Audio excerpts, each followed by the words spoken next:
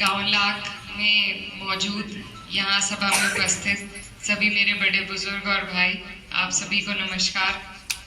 आज ये मेरा शायद छठा सातवां टाइम है कि मैं आपके गांव में आई हूँ, और सिर्फ इस वजह से कि जब मैं यहाँ पहली बार आई थी तो मुझे पता लगा, बाबा जी मिले और उन्होंने बताया कि मेरे पिताजी का यहाँ पर कितना लगाव रहा है, और बस उसी से मेरा हौसला बढ़ता चला गया।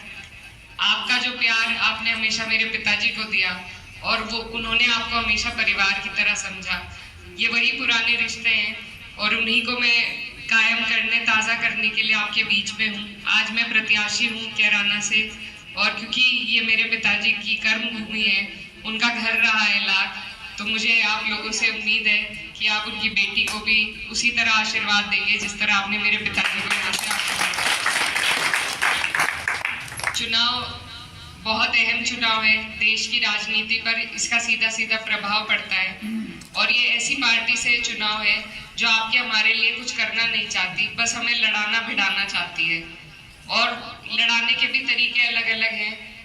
हरियाणा में जाट नॉन जाट की तरह लड़ाती है आपस में, यहाँ हिंदू मुस्लिम करके, सहारनपुर में ठाकुर और दलित करके।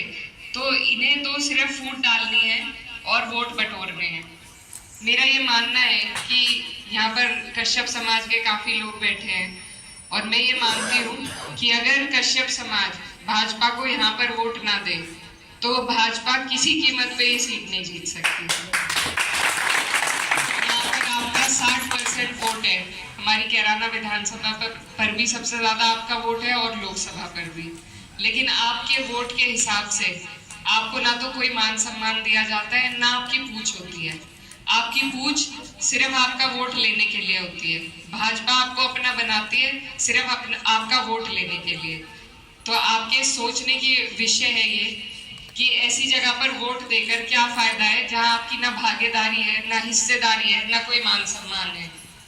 हमारी जो पार्टी है समाजवादी पार्टी, उसका नारा भी है पिछड़ा, दलित और अल्पसंख्यक, PDA का नारा है, और उसी नारे को मद्देनजर रखते हुए अखिलेश यादव जी ने अभी शामली से ही थाना भवन से पूर्व विधायक रहे किरणपाल कश्यप जी को MLC देने का काम किया है। उन्होंने आपके समाज को सम्मान देने का काम किया है।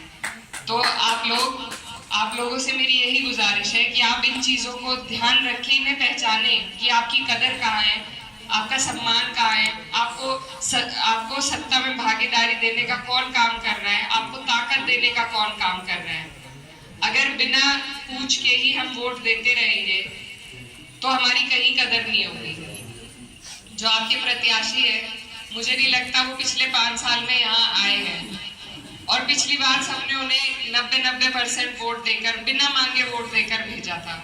तो ये गलती उनकी नहीं है, गलती हमारी है कि हमने ऐसे प्रत्याशी को वोट दिया जो वोट मांगने भी नहीं आया। जो आदमी वोट मांगने ही नहीं आ रहा, उसे आपके वोट की क्या कदर होगी। तो इसलिए अपने वोट की अहमियत को समझिए, अपनी मजबूती पहचानिए और ऐसी जगह वोट दीजिए जहां आपकी पहचान हो, आपका मान सम्मान हो, आपकी हिस्सेदारी हो। हमारी पार्टी में आपका मान सम्मान भी है और आपकी हिस्सेदारी भी है और आगे भी रहेगी। तो इसी के साथ मैं बस ये कहना चाहती हूँ कि ये चुनाव है। आज एक दिन पहले भी हम अभी आए थे, सब जगह घूम के गए, आज आपने हमें बुलाया। मैं तहे दिल से आपका धन्यवाद देती हूँ कि आपने हमें यहाँ पर बुलाया, और बस यही कहना चाहती हूँ कि जितना प्यार और मान सम्मान आज आप हमें दे रहे हैं, ये हम नहीं भूलेंगे कभी भी। और मैं वादा करती हूँ आपसे कि आपका विश्वास नहीं टूटने दूंगी, और आपके चाहे आरक्षण की बात हो या आपकी जो भी लड़ाई हो, उसे सड़क से संसद तक आपकी आवाज बुलंद करने का काम करूंगी। तो आपका आशीर्वाद।